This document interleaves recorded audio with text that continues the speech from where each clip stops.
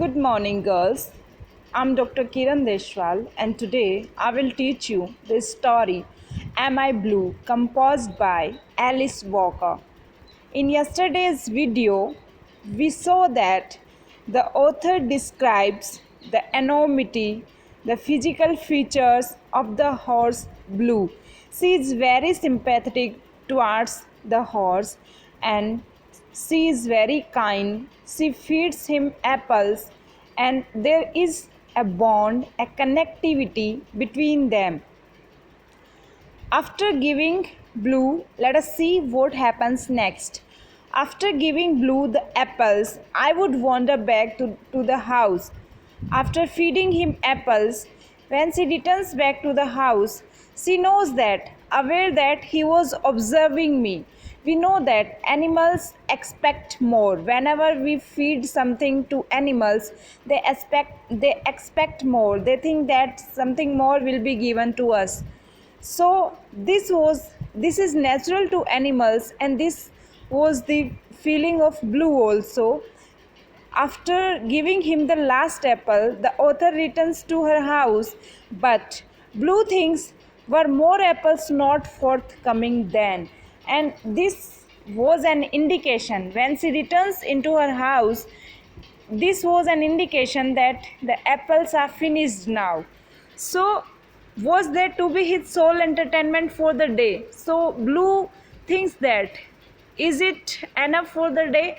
Will I don't get any more? My partner's small son had decided he wanted to learn how to piece a quilt. So we know that this is story in stream of consciousness technique. In a stream of consciousness technique, the author narrates a chain of thought. Whatever he thinks, it is combined with the activities of his day. So the activities, physical activities are less, but what she thinks in her mind takes place more. So we know that the author is living with her partner, and her partner's small son had decided he wanted to learn how to piece a quilt.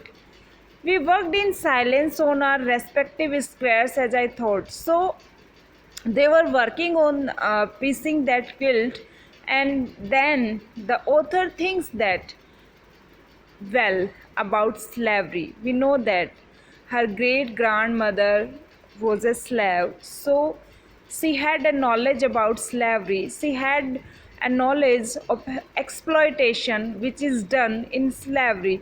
So, well, about slavery, she thinks about slavery, about white children who were raised by black people.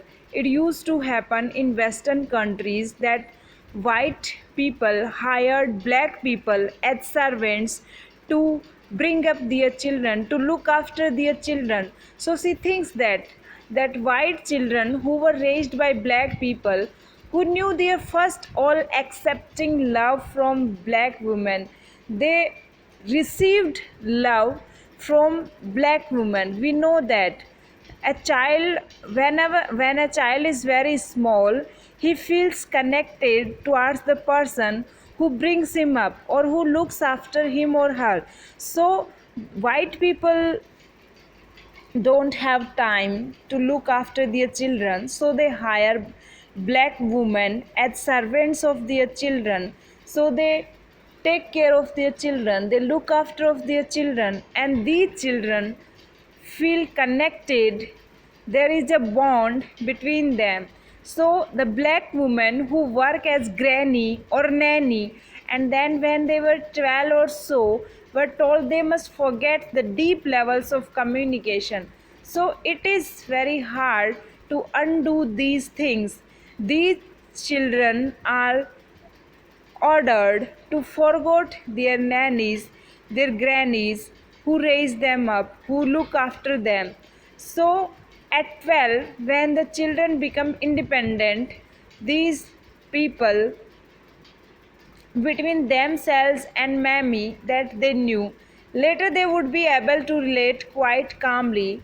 My old mammy was sold to another good family. So servants were hired or sold by their owners or masters. So they were as a commodity. So children used to say this line, my old mammy was sold to another good family, and it was very painful for them. And this line indicates that servants are not a human being, they are a commodity, they are a piece of material, like we sell our TV, our accommodation, our things. Similarly, the mammy is also sold. My old mammy was, you can fill in the blanks. Obviously my old mommy was so nice, so good, because the only the mammy used to bring up the children. And whenever in childhood we need someone most, we need the help which is given to them by these servants. Many more years later a white woman would say, but see the change. When they were children they were brought up by the black woman as a servants, though as a servant, but they give them affection as mothers, they replace them as mothers, they fill in the gap of mothers. But when these white children grown up, when they become adults, when they become man or woman, they used to, when they hire the black people for their children, they used to say, I can't understand these negroes. So the word mummy is replaced by negroes. Now it is an indication of color. Here we have the description on the basis of the complexion of our skin. So they were called these blacks. The children who used to address them as mummy in their childhood, they replace these words mummy as these blacks. So it is very derogatory to call someone like this. What do they want?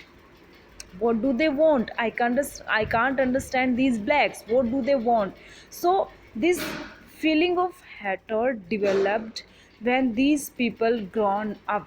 So here we can see the connection when the writer says that when I was a child I felt a bond with horses, with animals, I liked animals. And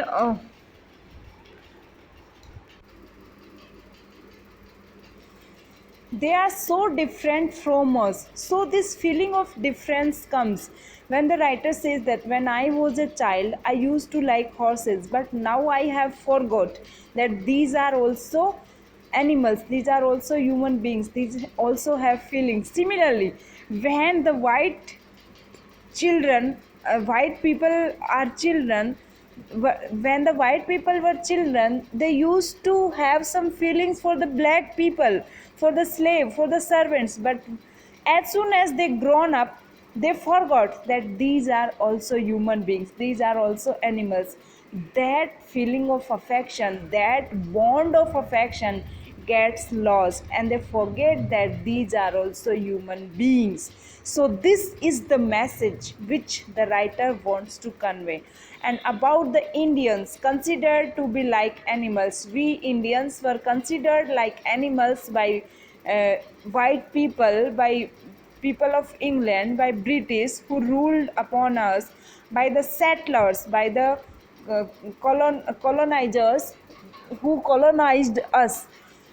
A very benign euphemism for what they actually were, who didn't understand their description as a compliment. So when there was a gap, when there was a language gap between these things, so whenever white people used to say us, these brownies, these dogs, we never bothered. But whenever, as soon as our leaders, our freedom fighters learned English, they opposed it, they rejected it, they uh, voiced against this oppression.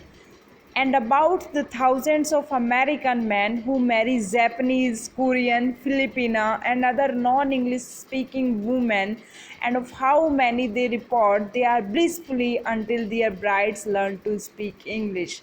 This happens whenever there is language gap. If I don't know English and you don't, if you don't know English, someone else don't know English, you can say anything to them in English. As soon as you learn English, you can know the meaning what the other is saying, and at that very moment you will oppose, your feelings will get hurt, at which point the marriages tend to fall apart. It happens when there was until and unless they learn how they are treated, how they are called, they opposed it and the marriages broke. What then did the men see when they looked into the eyes of the woman they married before they could speak English? So, language barrier, until and unless there is a language barrier, they were oppressed, they were um, exploited. But as soon as this gap is filled, the women demanded for their rights, apparently only their own reflections they see in their eyes. I thought of society's impatience with the young. She thinks about so many things. I thought of society's impatience with the young. We see that our adults are always unhappy with the younger ones, with the youngs. What are they playing? Why are they playing the music so loud? They got irritated on this thing. Perhaps the children have listened too much of the music of oppressed people their parents danced to before they were born. So the writer wants to say that when these children were in womb, their parents used to listen loud music and it disturbed the children. That's why the children are taking revenge now with its passionate but soft cries for acceptance and love, and they have wondered why their parents failed to hear. It happens when a child is in need, he is ignored by their parents, by the white people who are busy in having parties and things like that. But as soon as the child gets adult, he becomes aware about his rights and he demands for independence, and he realizes that I was not heard in my childhood. Why I should hear you now? Why I listen to you now? I don't know how long Blue had inhabited his 5 beautiful boring acres before we moved into our house. We know that the writer is living in this house for a short time, for 1 or 3 years. So when she came there, Blue was living there before that time. So he is living in this beautiful land, boring, in this beautiful land, lonely. But a year after we had arrived and had traveled to other valleys, other cities, other worlds, he was still there. Human beings have lots of options to break their monotony, to break their routine, to entertain themselves, to give a new vitality to their life. But Blue is still here. But then in our second year at the house, something happened in Blue's life. What happens? Let us see. One morning, looking out the window at the fog that lay like a ribbon, it's a very beautiful comparison. Her fog is compared with a ribbon over the meadow. I saw another horse, a brown one, at the other end of Blue's field. Blue appeared to be afraid of it. Now,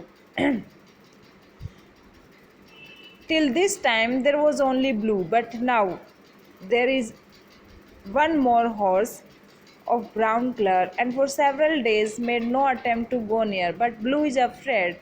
He don't want to go near. We went away for a week. The writer is out of town for 1 week. When we return, and when she returns, Blue had decided to make friends, and the two horses ambled or galloped along together. And Blue did not come nearly as often to the fence underneath the apple tree. We know that a man is a social animal, and animals also need companions. So when the writer is out of town, Blue feels lonely, so he decides to make friend with the brown horse. When he did, bringing his new friend with him, there was a different look in his eyes. Now he is happy, he is receiving love and affection and care, a look of independence, of self possession. Like Blue also have someone of inalienable hoarseness. His friend eventually became pregnant. For months and months there was It seemed to me a mutual feeling between me and the horses of justice, of peace. I fed apples to them both. Now blue come with the horse, other horse with brown, and blue, and the writer fed apples to them both. The look in Blue's eye was one of unabashed, this is itness. Now Blue is happy. He feels good. What happens next? We will see in our next video. Thanks for watching.